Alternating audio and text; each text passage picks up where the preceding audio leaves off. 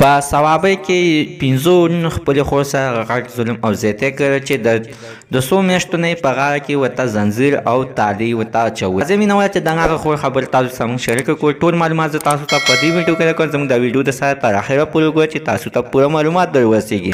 د دې معلومات نه مخکې زه تاسو ته دا یادګینه وکړم، تاسو کو چینل زموږ په دې سوپر کلیک چینل کې نوی وئ، چینل هم نوی سبسکرایب کړئ. مهرباني وکړئ تاسو زموږ د سوپر کلیک چینل د سره سبسکرایب کړئ، خوا کې ورسره د ټلۍ نشان ووهئ. هر یوه نوي معلومات ویډیو تاسو ته په اسانۍ باندې در ورسېږي.